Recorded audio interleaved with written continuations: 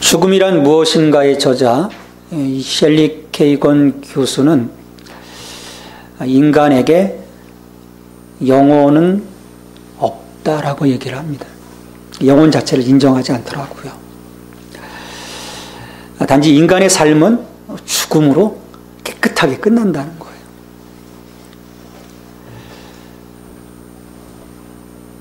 결국 이 세상에서의 어떤 그 단절을 가져오는 이 죽음의 불안 앞에서 인간은 실존적 인간이 될 수밖에 없다는 거예요.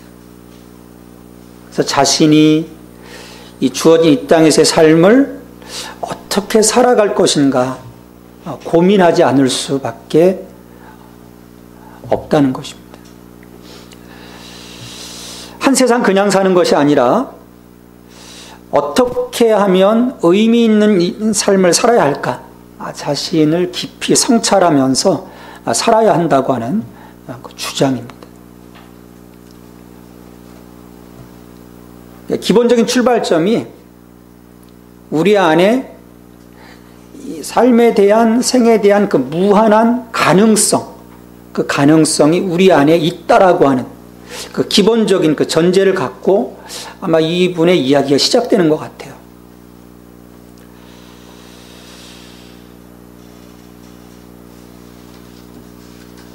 실은 많은 사람들이 그렇게 하고 살아갑니다.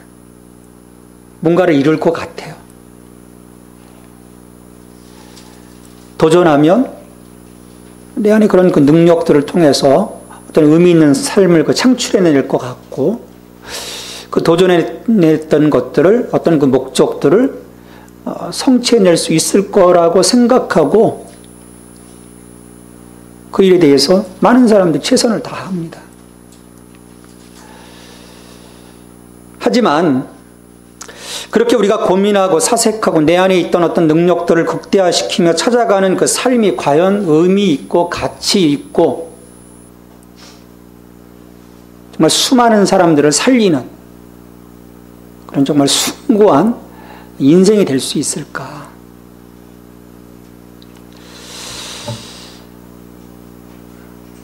우리 한번 생각을 해봐야 됩니다. 무엇이 정말 선하고 무엇이 정말 의미 있는 일인가? 누군가를 돕고 어떤 가치 있는 일에 시간을 투자하고 의롭게 살아가고 그런 것이 우리의 그 생애 정말 진정한 목적들일까?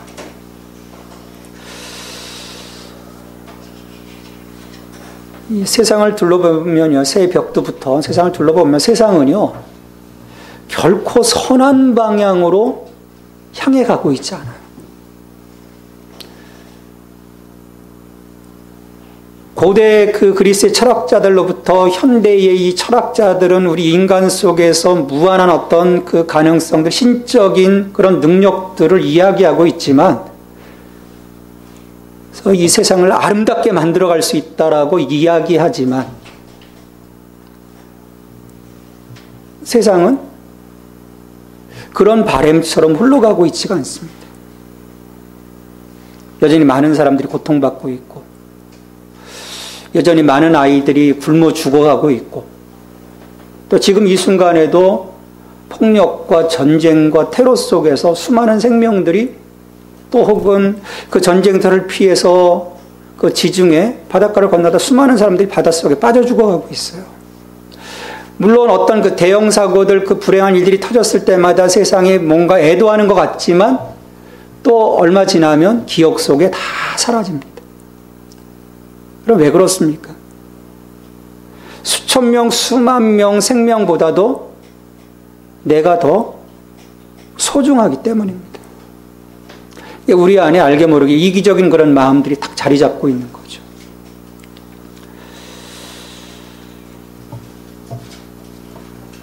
그럼에도 불구하고 오늘 많은 사람들 뭔가 잡기 위해, 자기를 드러내기 위해, 뭔가 성취해내기 위해 우리 그 11장의 바벨탑을 쌓았던 인간들처럼 자기들의 그 이름을 높이려고 오늘도 분주하게 살아갑니다. 안식하라 하셨지만, 거룩한 하신 하나님 앞에 나와 예배하라 하셨지만 분주하게 살아가고 있어요. 하지만 셸리 케이건이든 위대한 철학자든 그 누구든 자신의 지식으로 뭐라고 말하든 간에 불행하게도 인간 스스로 자신의 삶에 의미 있음을, 그 가치의 위대함을 주장하면요, 결국 자기 자랑밖에 되지 않습니다.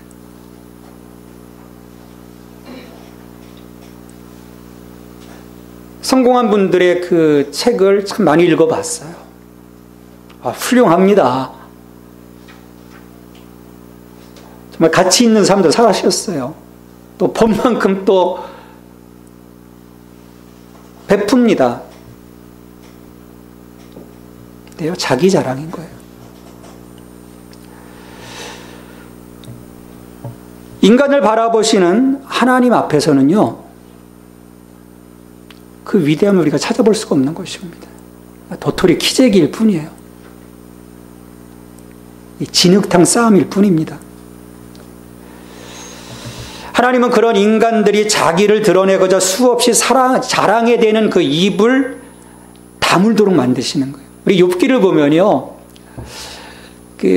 물론 그 신종론 전체 하나님 정말 그 오르신가 그런 부분에 대해서 어느 정도는 얘기하고 있지만, 욥이 그 당한 그 고통 속에서 친구들이 와서, 야, 너 뭔가 잘못된 게 있으니까 너 회개해라. 그럴 때요, 욥이 절대 지지 않습니다. 치열하게 자기 변증을 합니다. 그게 우리 인간의 모습이에요.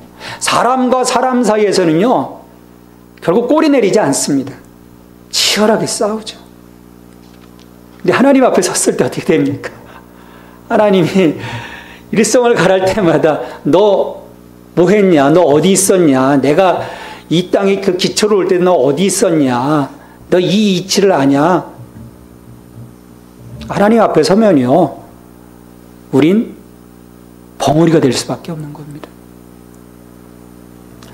오늘 19절에 대해서 말씀합니다. 우리가 알거니와 무릇 율법이 말하는 바는 율법 아래 있는 자들에게 말하는 것이니 이는 모든 입을 막고 온 세상으로 하나님의 심판 아래 있게 하려 함이라.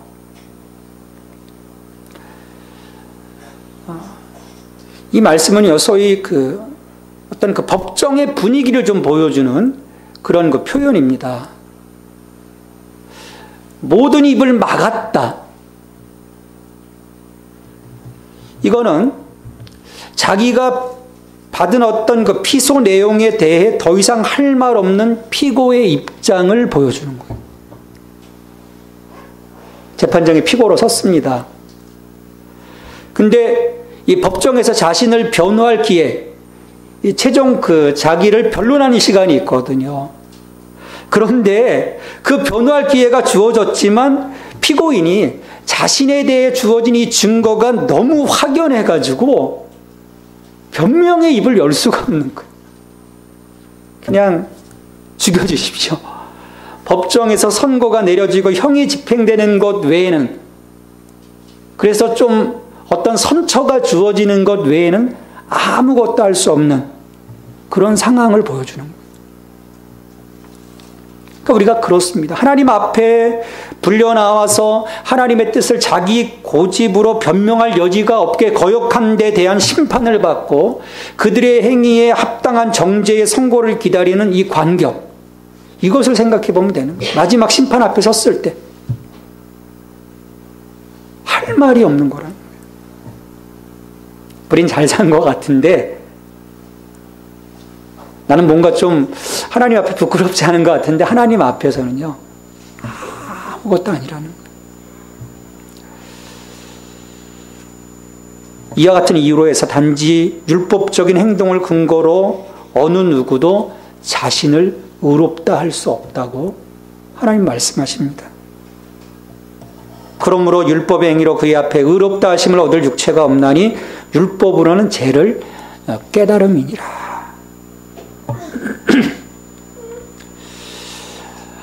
율법은요, 사람들 앞에 하나님의 요구를 제시합니다. 근데 그 요구는요, 실은 달성할 수가 없는 거예요. 달성할 수 있는 부분도 있겠지만 근본적인 그 하나님의 최고의 그 요구의 제시는요, 내가 거룩한 것처럼 너희도 거룩하라는 거예요. 뭐 조금 어떤 생활 속에서 드러나는 그 이방인들과 구별된 그 자그마한 그 삶의 어떤 행동들 그거 하나하나도 물론 포함되지만 이 사람들은요, 이거 했던 것 가지고 하나님 앞에 의수되는 거예요. 좀 저 잘하지 않았어요? 근데 하나님이 요구한 제시는요, 결코 이룰 수 없는 거예요. 어떻게 우리가 하나님처럼 거룩하게 될 수 있습니까? 결국 이게 무슨 의도겠습니까? 그 하나님의 그 요구하심 속에서 또 우리가 다다를 수 없는 나의 어떤 한계 상황들을 보면서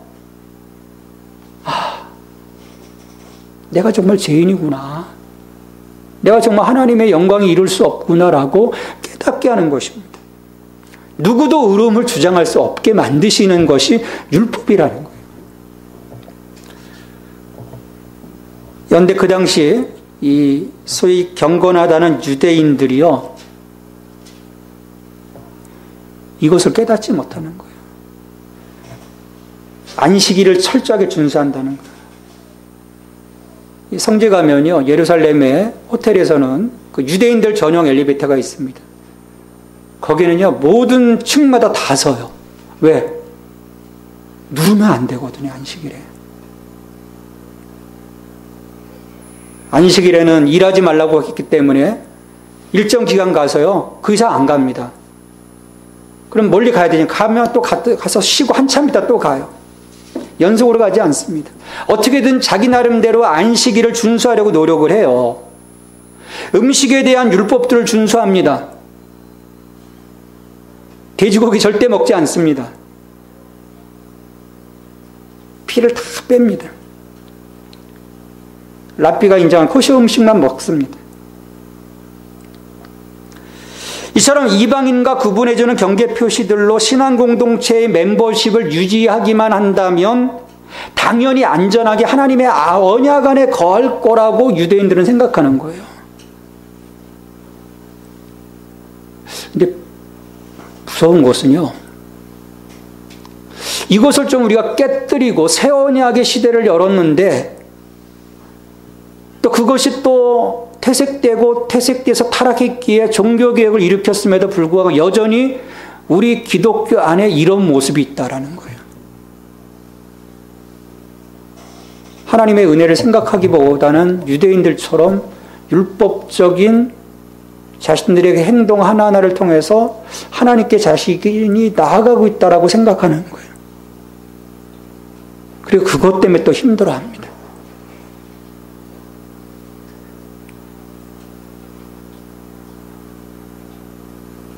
신앙의 모순에 빠진 거죠. 이처럼 구원이 할례와 유대의 어떤 문화적 관습에 의해 이루어진다면 유대인들이나 유대교로 개종한 사람들만이 언약 공동체에 포함되고 이방인들은 제외될 수밖에 없을 거예요. 여러분, 결국 이 율법의 행위로 인한 구원은요, 교만과 특권을 강화시킬 뿐입니다. 그러니까 유대인들이 이방인은 개취급하는 거예요.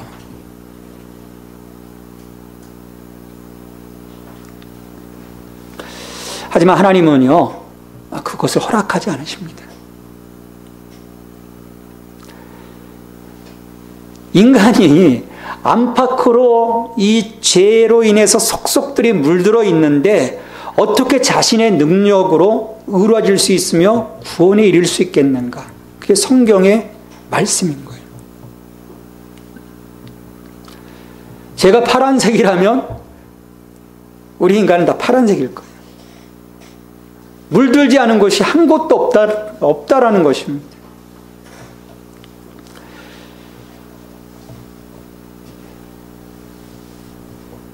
사도 바울은 1장 18절부터 3장 18절까지 인간의 그 죄에 대해서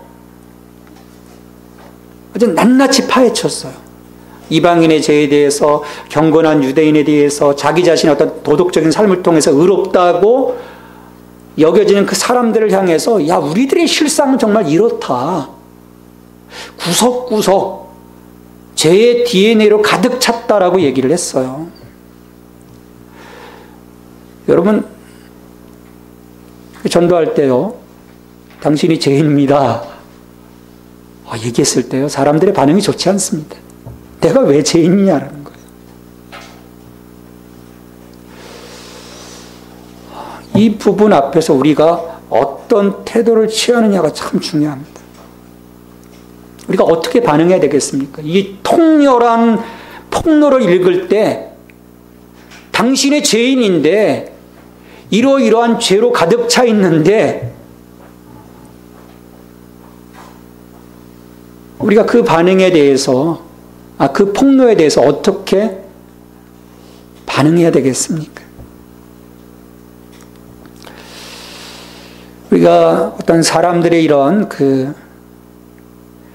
어떤 극악함, 사람들의 어떤 허무함, 어떤 폭력성, 이런 것들을요, 어떤 환경 탓으로 돌리기도 해요, 사람들이요. 어떤 행동을 유전자나 양육, 교육, 혹은 사회 탓으로 돌립니다. 그래서 은근히 자기는 피해가는 거죠. 환경인 것이지 우리 본래 본질 자체가 죄인은 아니야. 그게 보통 사람들의 이야기예요. 그리고 기독교 안에도 그렇게 죄에 대해서 이야기하는 사람들이 많습니다.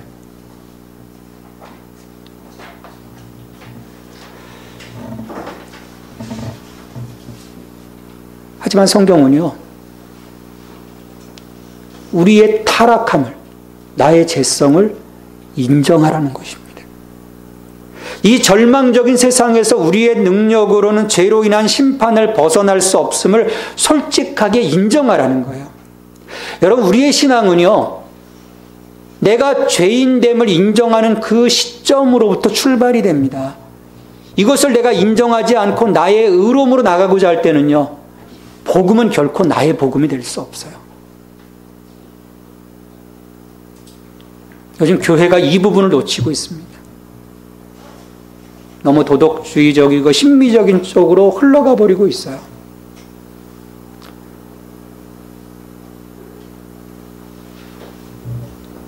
내 안에 내세울 만한 아무런 공로도 아무런 핑곗거리도 없기에 바울은 당시 유대인에게나 이방인에게나 그리고 지금 모든 인간들에게 하나님의 의가 필요함을 말씀하고 있는 것입니다. 자, 이러한 사실을 인정할 때 오늘 이 21절에서 나오는 위대한 이제는이라는 말을 들을 준비가 되는 거예요. 이 20절까지 이것에 대해서 인정하지 않으면 21절은 넘어갈 수가 없습니다. 더 이상 우리의 믿음의 전진은 이루어질 수가 없어요. 복음 앞에 접했을 때 이 20절과 21절을 넘어가지 못합니다. 수십 년 신앙생활에서도 이 20절과 21절로 넘어가지 못하는 사람들이 많은 거예요. 그리고 여전히 율법적으로 살아갑니다. 도덕적으로 살아갑니다. 선하게 살면 되지.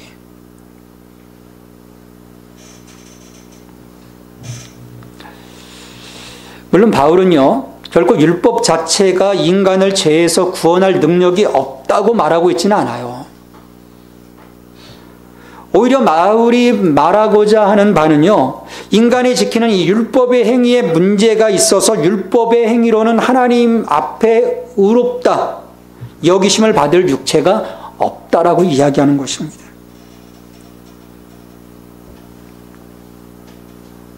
단지 율법은 죄인을 구원시키는 것이 아니라 단지 인간으로 하여금 죄를 깨닫게 하도록 하나님이 율법을 주셨다는 거예요. 율법을 통해서 자기를 보게 되는 거죠.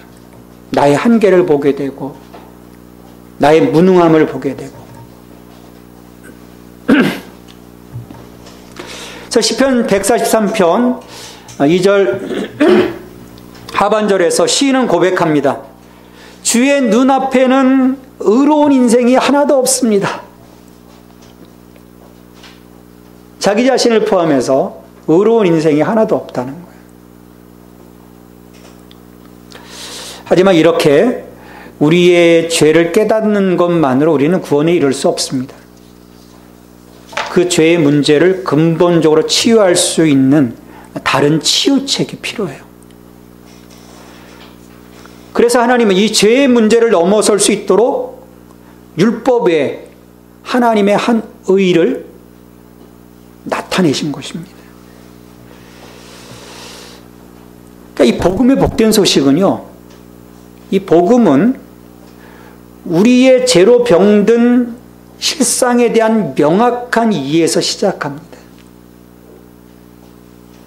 내 인생에서 복음이 활성화되는 것은요, 바로 이 시점부터 시작되는 거예요.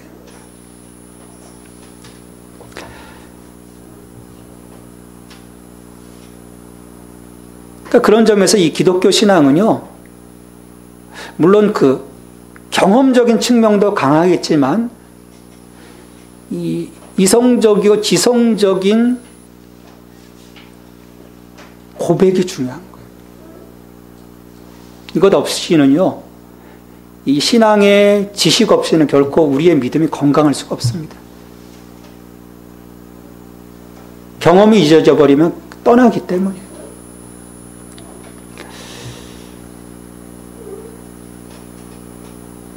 이처럼 바울 사도는 우리의 영혼을 좀먹는 타락, 하나님에 대한 의도적인 반항, 또 스스로를 개선해보려는 어떤 가련한 시도, 또 부정확한 도덕의 이 나침판, 그리고 한심한 자만심에 대한 이 참담한 진실을 로마서 1장 18절부터 3장 18절까지 구구절절 다 전한 다음에 우리를 소망의 진리로 돌이켜 세우는 거예요.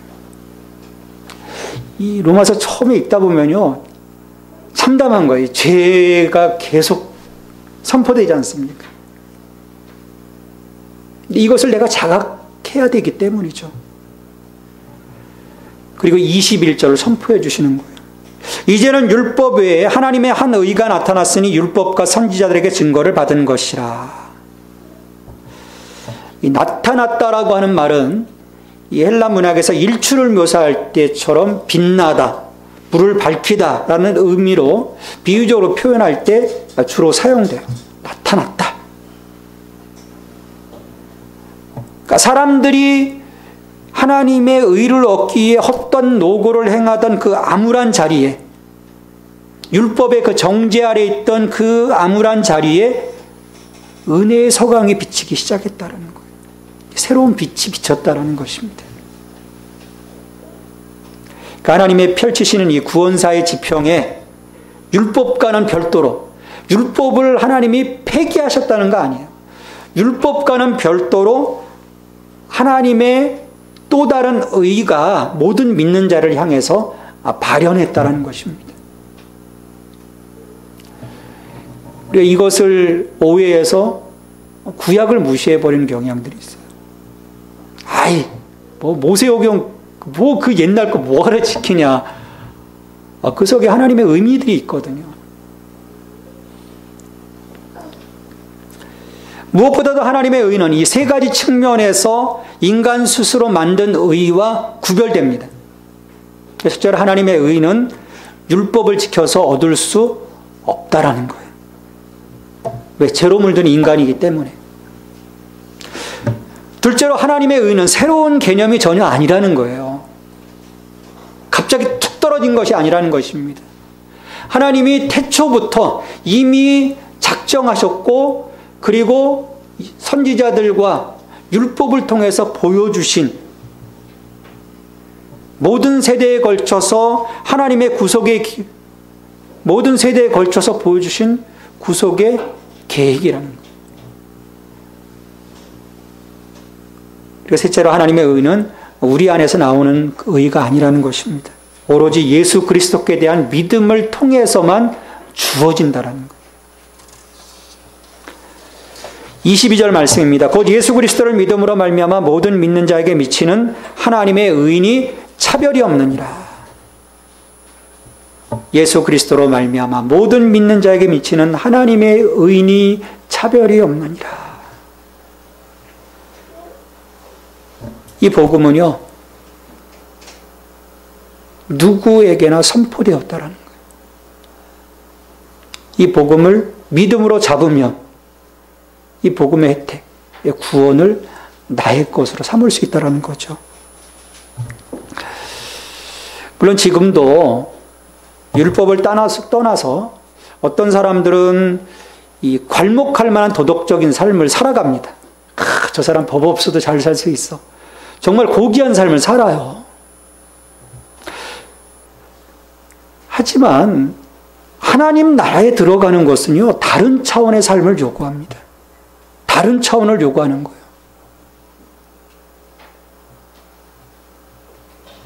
하지만 안타깝게도 종교는 오랫동안 우리가 상상할 수 있는 것보다 더 높이 도약하는 사람들의 헌신을 기려왔어요. 기독교도 예가 아닙니다. 교회가 어떤 성도들의 그 믿음의 그 수준을 무엇에 견주어 이렇게 평가하는가라고 보면, 그럼 뭘 볼까요? 외형적인 것들을 많이 봅니다. 외형적인 것들을 보고, 또 어떤 도덕적인 부분들을 보고, 또 물질적인 면들을 보죠. 얼마나 헌금생활 잘하느냐, 얼마나 주일 성수 잘하느냐, 얼마나 또 봉사 잘하느냐, 그런 것들을 다양하게 보고 평가한다라는 거예요. 중직자들을 세울 때도 그런 평가들을 가지고 점수로 환산해서 그 사람들을 세워요. 그리고 나니까 세워보면 늘 꽝인 경우들이 많습니다. 하지만 하나님께서 그것들을 지켜보신다면 좀 잘하는 것처럼 보이는 사람이나 그렇지 못한 사람이나 똑같은 것입니다. 결코 인간의 의로서는 하나님의 수준, 하나님의 기준을 충족시킬 수 없기 때문이죠. 그래서 23절에서 선포합니다. 모든 사람이 죄를 범하였음에 하나님의 영광에 이르지 못하더니, 죄의 더러움이 덕지덕지 묻어 있는데 뭐 조금 뭐 어떻게 했다고 해서 하나님의 영광에 너희들이 이룰 수 있느냐? 없다라고 성경은 얘기하는 거예요. 그럼 끝 아닙니까? 우리가 더 이상 할 수 없는 것이, 할 수 있는 것이 없는데.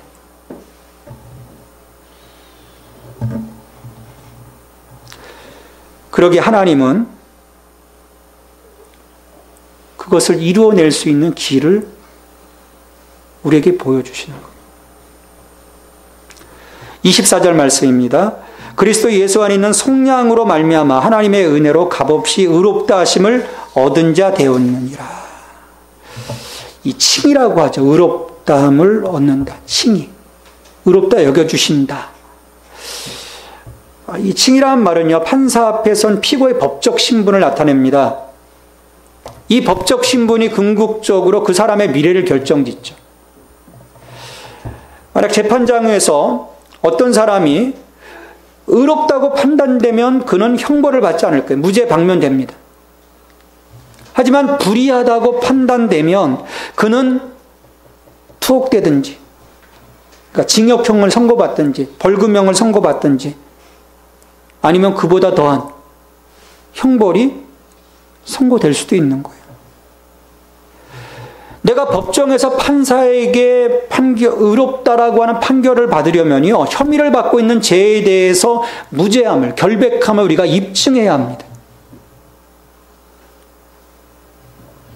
하지만 인간은 자기 자신의 죄에 대해 하나님 앞에서 그 어떤 결백도 입증할 수 없다는 거예요. 왜? 하나님의 의의 기준에 절대적으로 부족하기 때문입니다.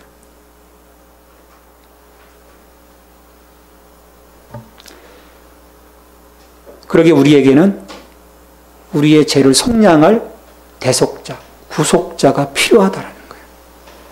그래서 그 대속자로, 우리의 그 죄를 속량하실 분으로 하나님께서 독생자 예수 그리스도를 보내주셨다는 것이 로마서의 말씀입니다.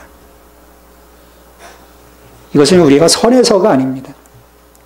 하나님이 참아주셨고 지은 죄를 예수 그리스도의 속량을 통해서 폐기해 주셨기 때문이에요.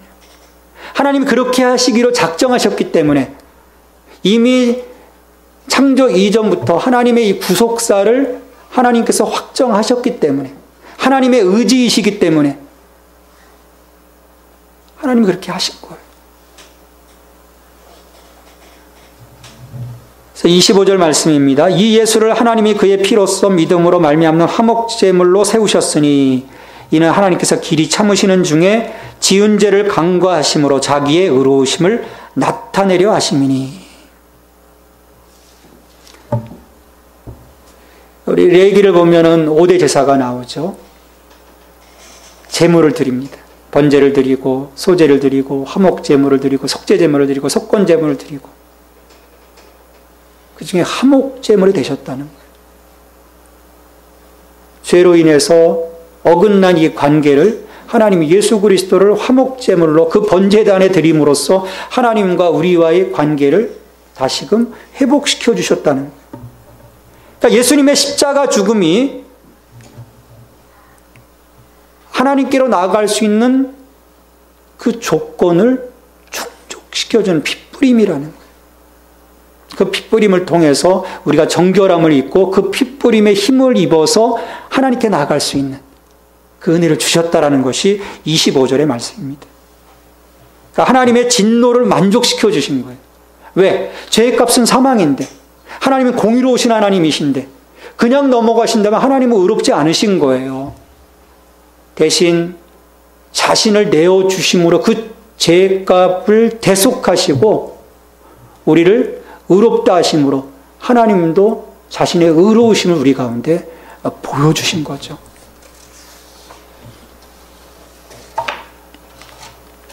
자, 26절 말씀입니다. 곧 이때 자기의 의로우심을 나타내서 자기도 의로우시며 또한 예수 믿는 자를 의롭다 하려 하심이라. 누구도 예외가 없습니다. 이 은혜로 말미암지 않고는 죄의 삭신 사망에서 헤어나올 길이 없습니다.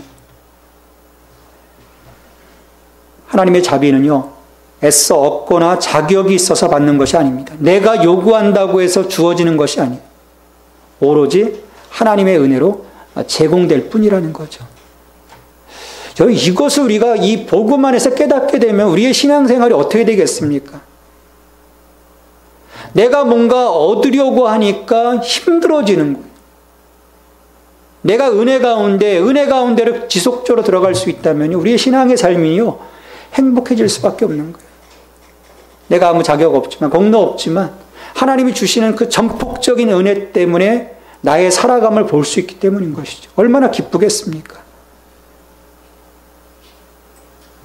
그러게 자신이야말로 구원받을 자격이 있다고 주장하는 사람들을 향해 어떤 율법적인 그 삶을 통해서 자기가 구원받을 수 있다고 주장하는 자들을 향해서 하나님은 선포하시는 거죠. 27절 말씀입니다. 그런즉 자랑할 때가 어디냐? 있을 수가 없느니라. 무슨 법으로냐? 행위로냐? 아니라 오직 믿음의 법으로니라. 자랑할 수가 없다라는 것입니다. 예수 그리스도를 통해서 보여주신 하나님의 은혜는 모든 사람의 자랑할 권리를 무색하게 만든다는 거예요. 이런 그 복음의 진리는요, 사람들의 자존심을 좀 무색하게 만듭니다.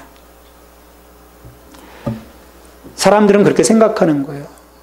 어떤 그 자존심, 자존감을 가지고 충분한 어떤 나의 그 선행이, 의로운 행위들이 하나님의 아들에 대한 믿음을 대체할 수 있다고 생각하기 때문입니다.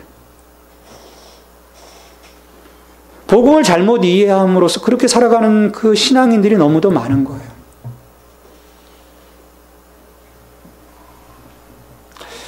여러분, 그리스도를 향한 믿음은요, 우리가 우리 자신을 스스로의 그 어떤 힘으로도 구원할 수 없다는 겸허한 시인입니다. 이게 믿음인 거예요. 내가 할 수 있다고 하는 것이 믿음이 아니라 나는 정말 아무것도 할 수 없기에 오직 예수 그리스도의 속량하심만으로 내가 하나님께 나아갈 수 있음을 인정하고 그 앞에 무릎 꿇는 겸허한 시, 그것이 바로 진정한 믿음인 것입니다.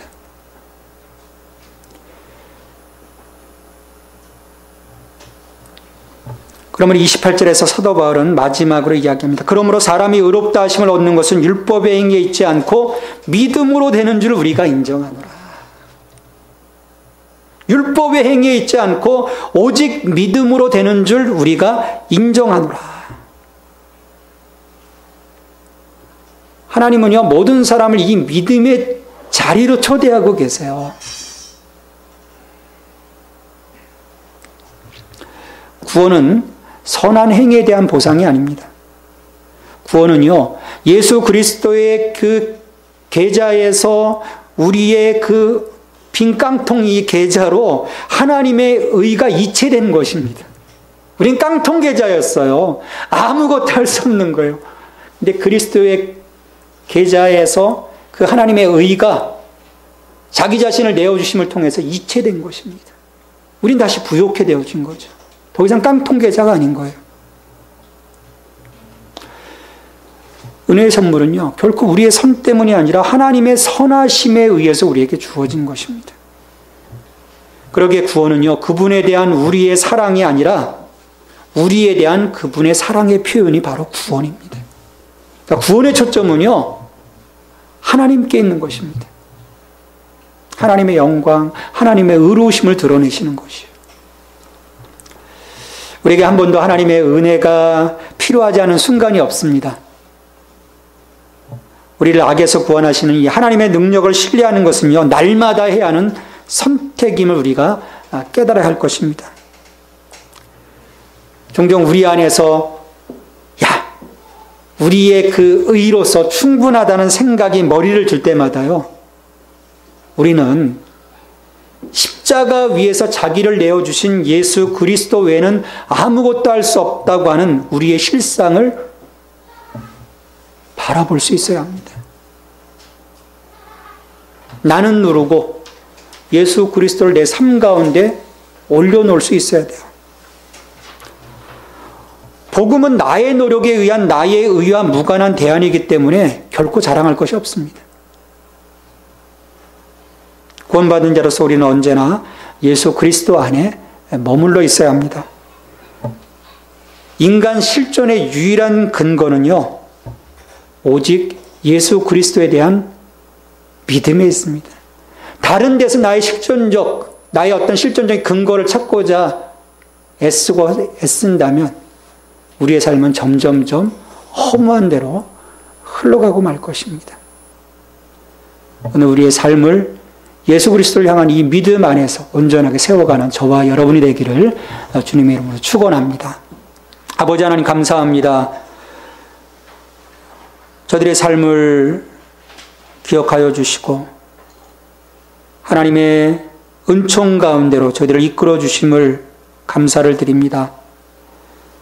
저희들 참으로 내세울 것 없지만, 주장할 것 없지만 하나님의 선하신 은총 가운데 저희들을 불러주시고 예수 그리스도의 성량하심을 통해 그분을 향한 그 믿음 안에서 우리를 구원하시고 오늘 하나님의 자녀로 세워주심에 저희들 하나님의 자녀다운 삶을 살아가게 하시고 오직 은혜 안에서 예수 그리스도의 은총 안에서 저희들의 삶을 세워나갈 수 있는 참 하나님의 자녀들이 될 수 있도록 도와주시옵소서. 우리 존재의 유일한 근거는 오직 예수 그리스도에 대한 믿음뿐임을 고백하게 하시고 오늘 나의 나됨이 하나님의 은혜 안에 있음을 고백하게 하시고 나의 가능성이 아닌 하나님의 능력 안에서 모든 것을 이루어나갈 수 있는 하나님의 자녀로서 오늘 서게 하여 주시옵소서. 그와 같은 우리의 그 신앙 안에서의 자세를 통해서 우리의 삶이 허탄한 곳으로 흘러가는 것이 아니라 참으로 이 땅에서 우리에게 허락하신 그 생명의 가치들을 누리며 그 영원한 가치를 향해 달려나갈 수 있는 믿음의 발걸음이 될 수 있도록 축복해 주시옵소서. 감사하고 예수님의 이름으로 기도하옵나이다. 아멘.